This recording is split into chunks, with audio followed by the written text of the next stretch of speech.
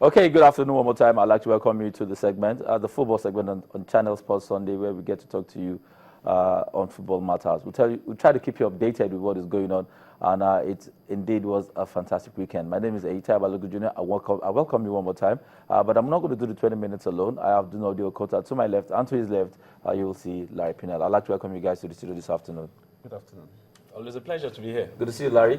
I'm going to start with you, Nodi. I mean, before now, we did talk about the Super Six, and we expected the Super Six to actually avail us the opportunity to see the guys that are contesting on the continent, talking about Canopilas, Eyimba, Dolphin, and Warri Wolves, when they get to play different levels or different types of competitions. Talk about Champions League at the CAF level, the Confederations Cup at the CAF level, and Dolphin as well too. And also the other 23, let's get to see these guys play in front of us against formidable opposition in the likes of Eyimba, Dolphin, Warri Wolves, and the likes. And the Flying Eagles, I mean, we've seen them score so many goals against Group B sides. Allow me to use that word. I wanted to see them play the big boys, so to speak, quote and unquote. Now, before we did start this tournament, we had the issue of having two sets of under 23 sides. Substance Siasia went with about 21 boys to Tunisia to play a two-game friendly or tournament, as it is. And Fatai Amao stayed back in Abuja with about 32 of the boys that were in camp to play this Super Six. We understand the first game played under Siasia, they lost that game about 5-3 thereabout. And this game, we did see them play against Warri Wolves, and it ended 2-1 in favor of them. I like your overview. What have you seen so far? Are you impressed? They played round 1 games yesterday. Quickly, I'm going to give you the scorelines of the games that were played yesterday. Canopilas played the first game of the day against Dolphin. It ended 2-0 in favor of Canopilas. The second game of the day was between Flying Eagles as well as Eyimba. It ended 2-0 in favor of the Flying Eagles. The third game of the day was between the other 23 side and Warri Wolves, and it ended 2-1. The scoreline of the games will come on your screen any minute from now. Noddy. Well, the quality of game, yes. The first one was a bit, I think it was a bit drab at some point, but the teams became adventurous towards the end of the game. But we saw what Canopilas are bringing to the table. We saw what the new signings can offer as they progress in this season, as they begin their campaign in the CAF Champions League. Cristiano Bielsa returned. New signing from Rangers, Samuel Swanya from Bayelsa United were the scorers of the goal. But the one that shocked me was the game between the Flying Eagles and Eyimba. I'm seeing what the Flying Eagles look like, even though some of the players played in the National League. Two of the players were from the same club. The goalkeeper of the Flying Eagles, Joshua Naulu, is from MFM Football Club. They played in the National League.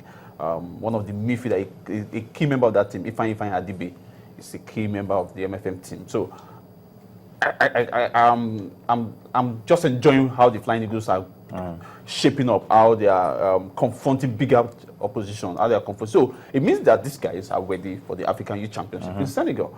For Eyimba, well, maybe a lot of people say, oh, it's just a pre-season tournament. But this is an opportunity to see how well you have recruited, how well your players have gelled, how well you are preparing, because the CAF Champions League, yes, you are playing against a team from Nigeria Republic, not Benin Republic, but it doesn't mean that you shouldn't prepare. For the 23, it goes to show that Siasia is spoiled for choice. Okay, all right. Now I'm going to come back to the Siasia issue now, but there's something we did say. He said it last week that most of these guys don't look prepared. Talking about the Eyimba, the Canopilas were prepared. I mean, they opened camp early. They got some money. They asked for money early, and they got some money to actually start preparation for the CAF Champions League. It shows the level of preparation going into that game against Dolphin, Eyimba, and Warri Wolves. It was obvious. Dolphin, at some point in time, could not even string passes in the midfield. Canopilas, for me, took the foot off the pedal. It wasn't Dolphin containing Canopilas. So it was obvious that these guys were not prepared. And it says a lot. Going to the CAF Champions League, are they prepared to actually form formidable opposition to the guys that they'll be contesting against? Yesterday's games actually show why I think the NFF, the LMC, and all the bodies involved in Nigerian football have to put their foot down, particularly when it comes to organization of Nigerian football.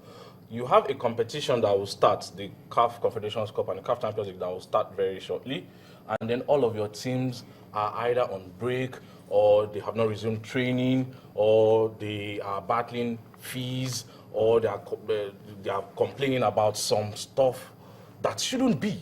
And that's we saw that yesterday. It was obvious. The under-20 lads defeated Eyimba. The Dream Team defeated Warri Wolves. Very, very good games, and it showed in their preparation that these guys had been in camp. Yep. They had gelled together, and you saw that. You mentioned Dolphins that couldn't string passes together. As a matter of fact, Kano Pillars, in the first 20 minutes there were 2 goals up. You thought there was going to be a goal rain. If not that, they put their foot off the pedal, as you said. So for me, it looks like Kano Pillars may actually be the most prepared out of these 4 teams. Don't forget that they have also recruited very well, and Nodi mentioned that Christian Obiozo from Rangers actually traveled to United Arab Emirates. He just came back, joined the team, and he scored a beautiful goal on his debut. Dolphins, the coach Stanley Guma came out to say that they were missing Edok. Interestingly, Edok scored yesterday for Esperance on his debut against Al Ittihad, the Libyan club. They lost 5-2. So what would have been if Edok? But you can't keep crying over spilled milk. is gone. Discover another Edok. That is the beauty of the Nigerian. That's the beauty of the Nigerian game. But as it is, under 20, under 23, it shows that they've been in camp and they will win this tournament. They will. One of them. Quote me. One of the Super Six. One of these 2 teams. Interestingly, the Dream Team. One of the players scored against his own team, Warri Wolves, talking about Austin Amutu. He is a Warri Wolves player, so he scored against the team paying his wage. With a big smile on his face. With a big smile on his face. So that's the beauty of all these tournaments. Kudos to NFL. I'm not going to take it away from Kano Pillars winning the league too. I mean, they play good football. Christian joining them is a fantastic addition to their side. I mean, he played under Ikemode, and so it's good to actually see these guys reunite. But you made mention of something, and let's round off the Super Six so we could talk about the Nations Cup. Is that Samson Siasia is spoiled for choices. I mean, he has a lot of people to actually pick from. He has a pool to pick from. That's from the 32 that played are currently in Abuja, and the 21 that he has gone with to Tunisia. Some people think that's a waste of time. I mean, really. Some people are of the opinion that the guys that he went to Abuja with are actually will form the fulcrum of the team. And these guys here, probably maybe 5 or 6 of them will be picked. Do you think it's a potential process of selecting? Do you think you should select these ones that we all see and say that, okay, these guys probably can avail us a team, or you should just stay with the boys? And I mean, it's wrong for me, bottom line, having 2 teams playing 2 different competitions. The team that went to Tunisia, you say 90% of that team looks like the team that will play the qualifier for the All African Games. Because in that team you have Peter Momofuma, you have Ogden Kawetevo, you have Peter Yekachan, a lot of players who are known on the local scene. The team that played against Warri Wolves yesterday, we had maybe 2-3 players who are known, maybe the Amutu that I mentioned, like Chris Madaki and some other players. You get some players from this team to join up with the other guys so that to make up a full squad of players. But I'm not saying because when he came up with that idea of taking 21 players to Tunisia and allowing the remaining 32 to play the Super 6, a lot of people kicked against this. But it's still within the process of screening. Okay. You can't say, okay, I'm taking 21, then the others will just go home. No, you see, we did the process. Now we have seen that.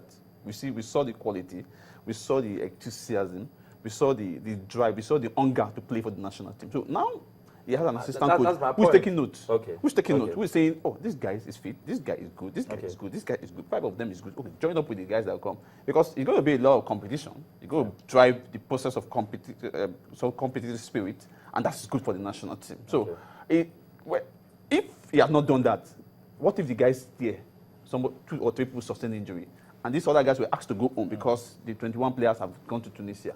Okay. I think it's the best opportunity for Sasia to assess this guy in full force. We have an assistant coach who, based on his attachment to you, you are going to respect his judgment.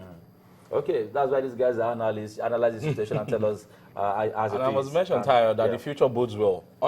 From Samson Sasa through Manu Garba, under 20 and under 23, Emmanuel Amnike, the future bodes well. Yeah. Yesterday, the Flying Eagles, it was the same last from under 17. The captain, Musa Mohamed, who scored one of the goals, and then Musa Yaya, who came on from the bench. Taiwo Awoni was also involved in one of the goals when he was fouled in the penalty area. But Flying Eagles got a red card from the 30th minute. They played with 10 men, and they played... This not happy I'm saying this. It says a lot. They played with 10 men and they played the opposition hands down. It was as if it was the other team that had the red card. Even though this is not happy, I'm saying this, but unfortunately, that's No, that's, why is he not happy? It is what it is. He was really honest lost. to everybody. He lost to defend, the Nigerian teams. No, but he said something. I'm not defending the Nigerian glaring. team. It's Okay, glaring. if it's the players that control the midfield for the Flying Eagles are players who played on the domestic scene. Yeah, that's right. Ifeanyi I mean, we have boys from is MFM a key and member of that team. Yeah. The goalkeeper is a key member of that